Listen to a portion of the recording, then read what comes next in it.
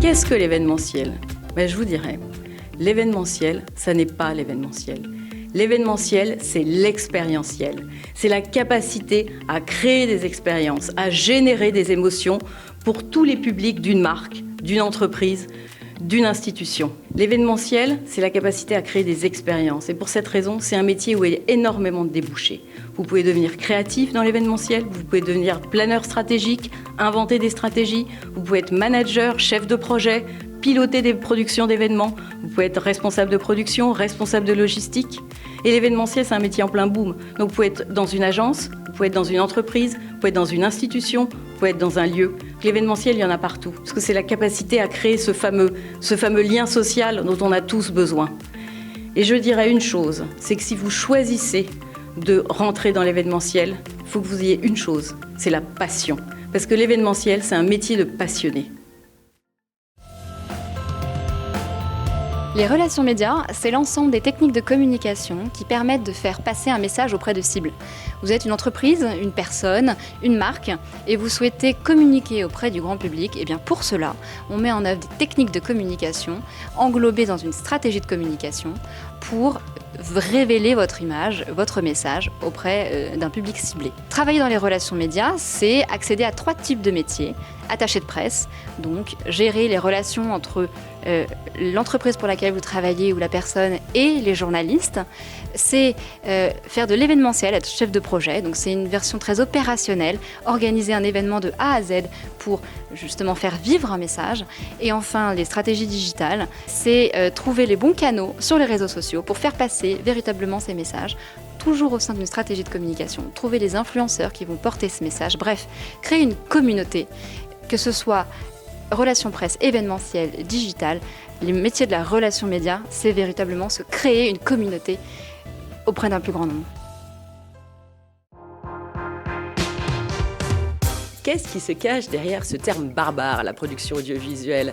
Eh bien, vous avez tous eu un écran ou une télé chez vous, et peut-être qu'aujourd'hui vous n'avez plus de télé, mais pour autant vous continuez à regarder vos écrans, vos smartphones, vos iPads, vos ordis. Eh bien, c'est ça en fait, c'est qu'est-ce que vous regardez, qui est-ce qui fabrique ces programmes-là.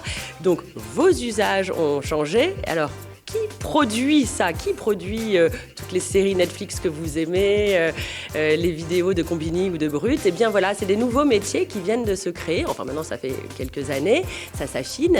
Mais il y a toute une série de métiers qui se sont créés pour répondre à cette demande qui est alors très prolifique, comme vous le savez. Alors il reste les métiers classiques comme les TV producers, les assistants de prod, les chargés de prod, le casting, les programmateurs, mais aussi les TV producers dans la pub. Et puis, il y a aussi, finalement, ces producteurs couteaux suisses qui sont capables de faire des vidéos de A à Z. Ça, c'est vraiment une nouveauté de notre nouveau monde et notre nouvelle façon de regarder les médias, les écrans. Donc, c'est très excitant, c'est très intéressant et on n'a pas fini de développer de nouveaux métiers. Au départ, le marketing, c'est un verbe, to market, qui veut dire mettre sur le marché. Et on va mettre quoi sur le marché ? Une idée. L'idée d'un produit, une paire de baskets, d'un service, livraison de repas, d'une application.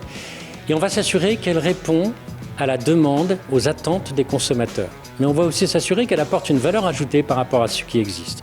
Et puis, on va lui donner un bon rapport qualité-prix. Et puis, on va s'assurer qu'elle est vendue au bon endroit, dans une boutique ou online, par exemple. Et enfin, on va faire de la communication pour dire combien le produit a des avantages ou le service. De plus en plus, le marketing va plus loin et on s'intéresse maintenant à la manière dont on va pouvoir acheter l'information, le conseil, le lieu et même de l'information après l'achat, c'est le service après-vente. Le marketing apporte plusieurs types d'emplois, notamment chef de produit, responsable de marque, mais également chargé de communication, chargé des relations médias, des relations publiques, et de plus en plus responsable marketing d'influence et marketing de contenu. Qu'est-ce que le digital ? Sans doute un gros mot. un mot confus, un mot rempli de technicité, rempli d'informatique, être geek passionné. Pas du tout. En fait, le digital, vous savez très bien ce que c'est. Vous l'avez tous sur vous. Déjà, c'est ça aujourd'hui. Et après le confinement et la crise sanitaire, c'est ma voix. C'est mon visage en reconnaissance faciale. C'est mes déplacements et chaque point de géolocalisation qui crée de la donnée et des entreprises qui, autour de cette donnée, sont en train de monétiser le marketing et la communication. Mais quel métier faire et à quel âge ? Le digital s'adresse aux 7 à 77 ans. Vous l'avez compris, c'est transversal. Et puis je vais vers des métiers d'entreprise, soit spécialisés dans le digital, et là je suis vraiment dans la bulle digitale, soit je vais travailler dans des entreprises traditionnelles, et je viens avec le digital me différencier par rapport aux autres CV, aux autres parcours. Et enfin, je peux découvrir qu'entreprendre, c'est merveilleux, et ça fait partie même du champ des possibles du digital. Dans tous les cas, c'est la survie des entreprises qui est en jeu, et c'est votre employabilité. Point de doute qu'au XXIe siècle, peut-être qu'avec le RSE, c'est le digital qui est le deuxième pilier de la prochaine économie. La créativité publicitaire, c'est avant tout un métier d'idées. Et ces idées se construisent lors d'un ping-pong créatif entre un concepteur-rédacteur et un directeur artistique. Le concepteur-rédacteur, c'est l'orfèvre des mots. C'est la personne qui est en charge des accroches, des signatures, qui va trouver le bon jeu de mots qui fait rire, qui va trouver le bon mot d'esprit qui fait réfléchir. Et il travaille en binôme, en team créa, avec le directeur artistique qui est lui plus en charge de la partie visuelle. C'est la personne qui maîtrise le pack Adobe, InDesign, Photoshop, Illustrator, qui va faire de la mise en page, créer le logo.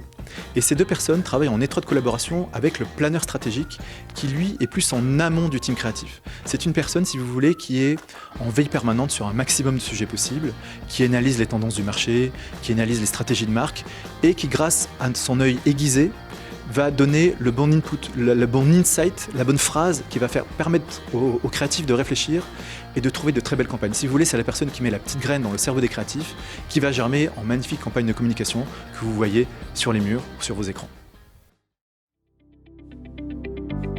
Les métiers de communication d'influence sont des métiers d'accompagnement de dirigeants, politiques, d'institutions, d'entreprises dans leur stratégie de communication et de relations publiques. Ce sont des métiers fondamentaux dans le contexte qu'on connaît, avec une pression médiatique très forte et une opinion publique de plus en plus exigeante, et donc qui aujourd'hui sont pratiqués par nombre d'acteurs dans des structures extrêmement variées. On peut pratiquer ces métiers en agence ou en cabinet de conseil spécialisé, ou en interne chez le client, en entreprise en relations institutionnelles, ou dans des institutions, des cabinets politiques ou des collectivités. Plusieurs vocables et pratiques sous cette stratégie ou cette communication d'influence. Bien entendu, la com de crise, les relations médias, les relations institutionnelles, la stratégie d'opinion ou encore la communication sous contrainte judiciaire. Donc vous le voyez, un certain nombre de pratiques, bien souvent des métiers de l'ombre, très souvent fantasmés, alors qu'en réalité, bien souvent, ce sont des métiers qui se travaillent en équipe par des professionnels au service d'un homme ou d'une femme qui souhaite engager ses collaborateurs ou impacter sur son environnement. Le sport et la communication sont très liés dans le monde économique. Ils sont même complémentaires. La communication est au service du sport lorsqu'il s'agit de communiquer sur un grand événement, sur des informations, des résultats sportifs ou encore des innovations. Le sport peut également être au service de la communication et on parlera alors de communication des marques par le sport ou plus communément le sponsoring. Les métiers de la communication dans le sport sont présents dans plusieurs secteurs. Les fédérations, les clubs, les marques, les équipementiers, les médias, les institutions publiques, les agences. Différents métiers que vous retrouverez tels que le responsable de la communication, le responsable des relations presse, le chef de projet sport ou encore le responsable de la communication digitale ou le community manager. Voilà, c'est un secteur qui est en perpétuel mouvement et qui appelle de jour en jour à de nouveaux métiers.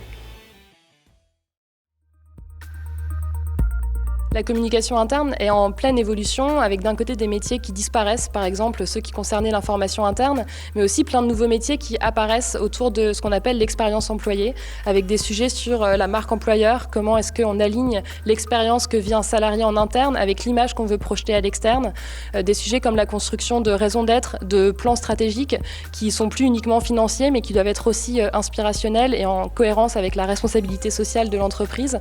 Donc ces nouveaux besoins, ils font émerger de nouveaux nouveaux métiers qui sont à la frontière entre la communication et les ressources humaines, à la fois en entreprise, dans les institutions, en cabinet de conseil, dans les agences, mais aussi dans des startups où on a besoin de responsables marque employeur, de talent manager, de chefs de projet engagement, de responsables de la communication interne.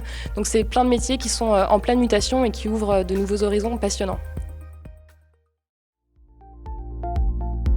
Au regard de la crise actuelle que nous traversons avec le Covid, nous nous apercevons que la communication santé est un vrai révélateur et une vraie réponse, à la fois en termes de décryptage de l'environnement, mais également en matière de vulgarisation de l'information.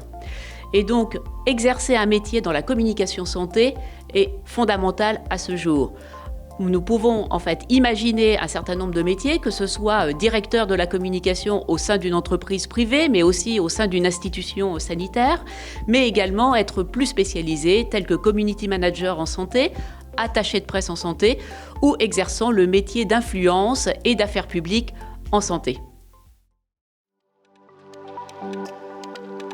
Les enjeux de développement durable et la RSE, la responsabilité sociétale des entreprises, c'est vraiment au cœur des préoccupations de nos sociétés. On ne peut pas passer à côté. Et la communication, tous les métiers autour de la communication, ça constitue des super leviers pour booster, pour accompagner les transitions. Et donc on va avoir des métiers sur ces sujets hyper intéressants, passionnants, comme communicant RSE, comme responsable du développement durable et de la communication, comme chargé d'études dans une ONG. Et donc on va avoir ces métiers qui vont permettre d'accélérer ces transitions à l'interne des entreprises, des organisations, comme à l'externe. Et ça constitue un super levier de changement.